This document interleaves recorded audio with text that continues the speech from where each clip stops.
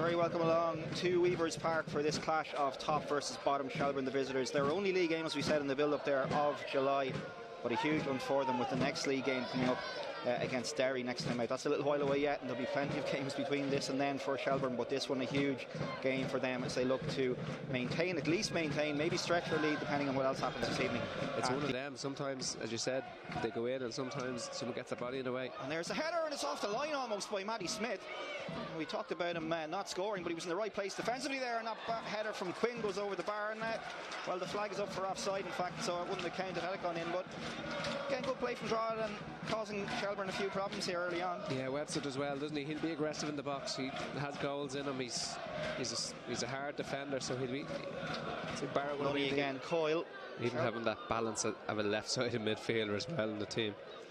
Barrett tries to tread one through, and the shot comes in. It's a decent save. It was Caffrey who had the effort, and Wogan had to get down to his right and touch it away. And as I said, Paul, Shelbourne are just starting to click into gear a little bit. Yeah, moving it really quick, taking very little out of the ball, taking the touch and moving it, taking the touch and moving it. You see Kyle and Looney just available behind the ball all the time to get things moving for them and get things moving forward.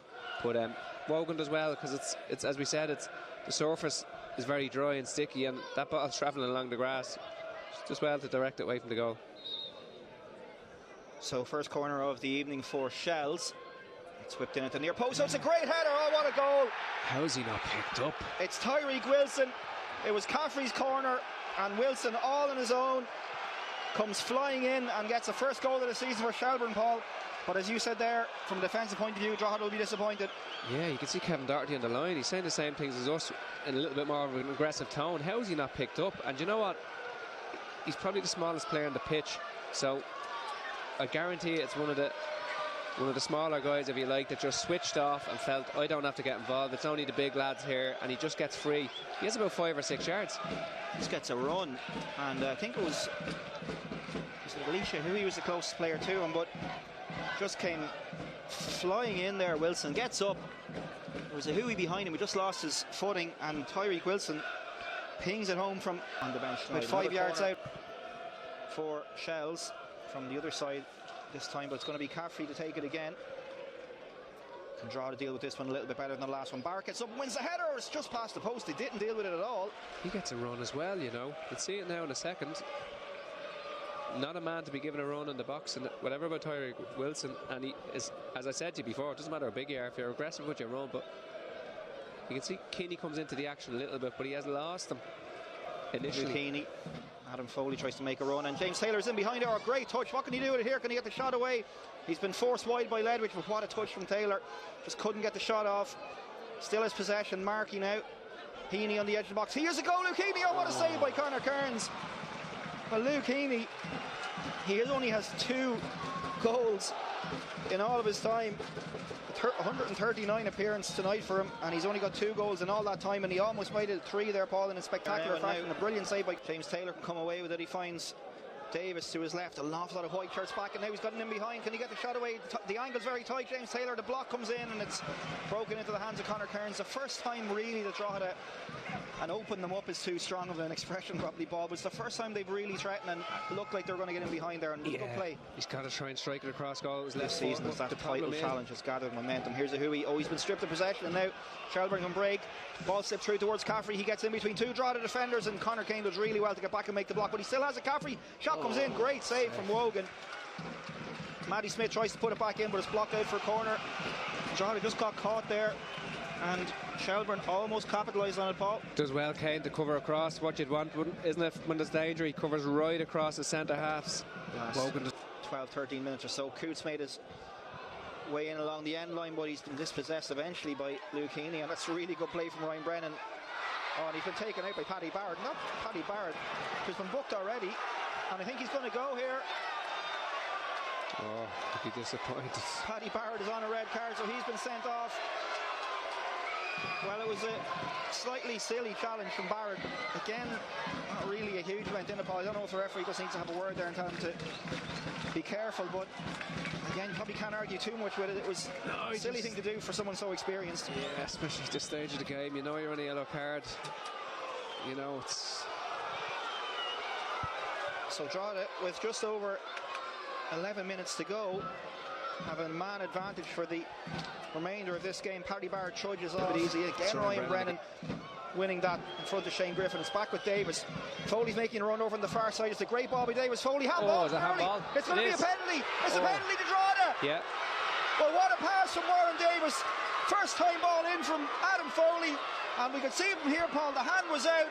And it's going to be a penalty for Drogheda United. Absolutely. And you pointed, you were like a coach there. You were asking him to give it a foul. He does. And it's a red card for Tyreek Wilson. He's got a second yellow. Well, extraordinary stuff. We said it earlier on. These games have served up some remarkable incidents. And we're having it again. Tyreek Wilson has got a second yellow for that handball. He can feel a little bit hard done by. Talk about a game turning upside down. That's 2 minutes of madness. Paddy Barrett's not even in the dressing room there after being sent off. With a penalty 2 minutes later and another red card. Well, it was a pass from Davis really that opened this up over to Adam Foley, who was in a huge amount of space, but that's what happens when you're a man down. That room comes up and he put his hands out. He's asking for trouble there. Absolutely. Tyreek Wilson, he can have no complaints. We could see it clearly from up here. Watch. Yeah. The line. So here comes Taylor, 1-0 to Shelbourne. Can he level it up? On his Drogheda debut, up he comes, and he scores. What a penalty! Kearns went the right way, but he couldn't keep it out. And Drogheda, having looked like they were completely out of it in the first half, have gotten themselves back in level terms, and they're up against 9 men for the last 7 minutes of this game. Paul, who knows what could happen yet? He's cool and calm, isn't he? He gets enough pace on it. Kearns goes the right way, but it's a great penalty, and he looks, you know what, he looks like it was nothing to him. He just walked away from it. He looks like he's going to be a handful here for the opposition teams, but they're back in the game. Michelle's down to 9 men. Little stutter. There's another change here for Shelbourne. Sam Bone is in for his debut. He deserves to be talked about tonight because he's done really well. Here's Davis again. Again, it's Coote in front of him. Again, he comes back inside. Again, he gets the cross towards the back post. It's go. He's missed it somehow. Is it Killian Kaios? You're just waiting for the net to bundle and not the player in it. And Connor Kearns and Kaios pick themselves up out of the back of the net. How has that not gone in? Again, it's Davis causing absolute havoc down this left-hand side. Cross in, Killian Kaios, and he's missed it from about 3 yards out. And I think the referee looks at his watch one last time, and there it is, it's all over. And the Shelbourne fans over on that far side, well, they're rejoicing because they've seen their side in adversity hang on for a point, as it turned out, Paul. We never thought we'd be saying that at half-time, but sum up your thoughts on that game. Wow.